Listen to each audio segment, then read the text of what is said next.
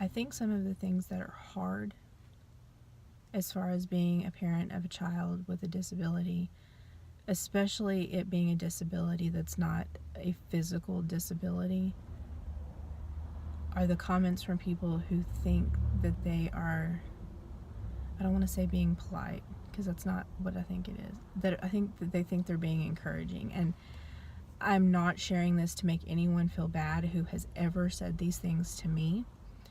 Not at all, because I don't take offense to it. I just feel like I should share this to make people mindful of comments that you might think are really innocent that can be really hurtful. Number one would be, well, he looks normal. Well, yeah, he looks normal. It's because we do 5 therapies a week, and we do the therapy at home, and we work every single minute of every single day. He has a team of like 11 people at his school that work with him on a daily basis, plus the work I do with him, the work that his dad does with him, the work that my boyfriend does with him, and my parents, the paraprofessionals that he sees at the therapy office, his counselors. There's definitely a team Camden out there. And while it's a compliment, because hearing he looks normal, because that means that all of the work that we've been doing is paying off.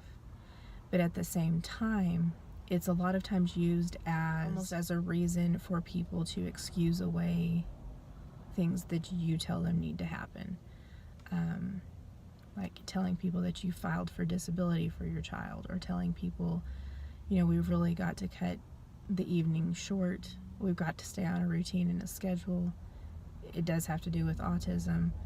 It'll be, well, he looks like he's doing fine. Well, yeah, at that moment, maybe. But if we don't do the things that we're talking about, or the things that we're used to doing, then we pay for those or have the consequences of that later. And so just because someone appears normal doesn't mean that the whole situation is normal. Another one would be the use of the word normal. I have gotten to a point I don't even use that word anymore to talk about anything. If I'm talking about people, I'll say neurotypical, meaning that as far as you know, that person does not have any diagnosed brain disorders. Anymore, I will not even use the term disabled. I'll use differently abled. I personally am not offended by those terms, but I know people who are. To me, I've heard so many people say this, and I agree with it. Normal is a setting on a dishwasher or a dryer. It's not used to describe people. In fact, using the term "that's the norm" means it's just what is the usual. It's what people are used to. It doesn't mean that it is what's necessarily right, or that being disabled is wrong. Another thing that's really difficult is being a special needs parent is incredibly lonely. There's a lot of times you have to cancel plans last minute because your child had a meltdown, or they don't feel comfortable with a particular sitter and you don't have anybody else to ask to sit for you that night. Just the diagnosis itself can be really difficult to cope with and deal with. And while people in general have been very understanding and very good to my family, I have had friends that, because of their child's disability, they have lost friendships. They have had to terminate friendships themselves because of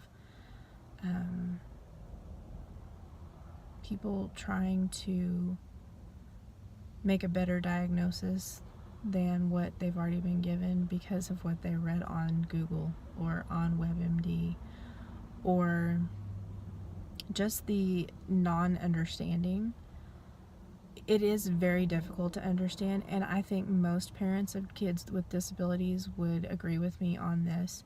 We don't expect you to understand, and we don't mean that in a derogatory way.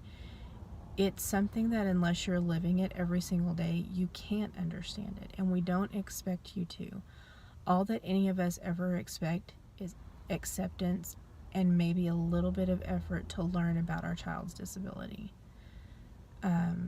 To me, that is a huge thing. If you make the time and the effort to try to learn anything about my child's disability, it means the world to me.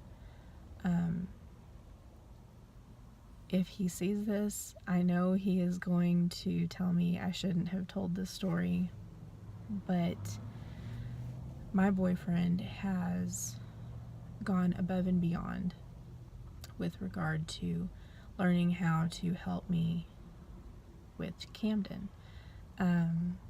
Part of what helps Camden is seeing picture schedules or seeing lists of things, and I had not had the time to get around to it, and my boyfriend went out of his way to read up online of the best ways to approach getting things done for a child with autism. And I came home one day and there were signs all over the house that reminded him, before you do this, you need to do this. Here's your morning list of routine. Here's your evening list routine. Here is the things that you need to do every morning before you go to school or before you have video or game time in the evenings. And there's been nights that he just sat up and read everything that he possibly could about one particular thing that we were dealing with at that time. And while I feel like I've done a ton of research, to have somebody else to bounce the ideas off of ways to deal with things or different tactics to try has been so helpful, and it's a relief. It makes you feel like you don't have to be the one who's always in control and who always has it together and who always has one more idea of something to try, because that by itself is exhausting. It's really, really difficult to try and constantly have a new idea to try, as far as behavior, as far as how to get them to do the things that they need to do for themselves to learn to be independent. And at least with Camden's form of autism, those things change every single day. What motivates him will change. What he likes to do will change. One day, something that he refuses to do, he may love to do the next day. That is exhausting as well. It's something that you constantly have to be on your toes, and it's hard to always be on your toes. Again, I can't speak for all kids or all parents of kids with disabilities, but for me, it also means a lot of nights where I lose a lot of sleep, because once he is in bed, I've finished the things that I need to do for the day. My mind is constantly going with, okay, did we do enough therapy today? Did we address everything that we needed to today? What needs to be addressed tomorrow? What appointments and what therapies do we have tomorrow? Is there something else that we could be adding in? There's all different types of therapies he's not doing that would be beneficial. He could do equine therapy. He could do music therapy. He could do play therapy. There's all different kinds, but is there time, and would it truly be beneficial for him? There's the aspect of bullying, which thankfully he is in a school now where bullying has been at a minimum. I mean, it really has been a night and day difference from where he had been going to school. And he was really loved and supported where he went to school before, but there's a different dynamic about it where he is now. But having to deal with knowing, oh gosh, I hope I don't cry. Dealing with knowing that for the rest of his life, he's going to be the one who people point out as different, and maybe who people point out as weird.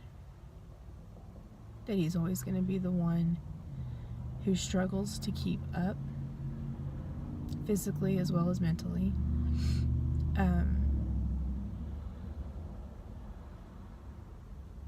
That breaks your heart. And what is probably the hardest for me is knowing that there is a very strong possibility that I caused his diagnosis. There is a lot of guilt, even though at the time it was due to taking a medication that they believe to be completely safe during pregnancy, or a very low-risk medication that they have since found out is not a low-risk medication. In fact, it's labeled a Class C. It's not supposed to be taken at all during pregnancy. And to the best of the research I've been able to do, it points in the direction that my taking that medication caused Camden's brain deformity and caused his autism. It's not something that I feel guilty about or I think about every single day, but it is something that is in the back of my mind. And when it's a particularly difficult day for him, it's hard to not think, had I not taken that medicine, had I gone with my gut feeling and said, no, I really need to be off of this, things could be completely different. I'm not saying that they would be. I would not trade him for anything. He keeps me on my toes. He is the funnest kid. And like last week, he didn't want to go to school. And one day he told me he couldn't go because he was being threatened by lightsabers at school. The next day he fake fainted in the floor and then was looking around with one eye to see if he was being paid attention to. He, in so many ways, is just like every other kid, and in other ways he is so very different. And it's hard, but it's worth it. And I wouldn't trade it for anything. I hope that through this channel I can spread some awareness, spread some love and support, but I also hope that you guys get to follow us on our journey. There's not much that I can show as far as his actual therapies, but I can show the progress that he makes through the reports that we get back. I can take you kind of on a past journey with us and let you know where he started from.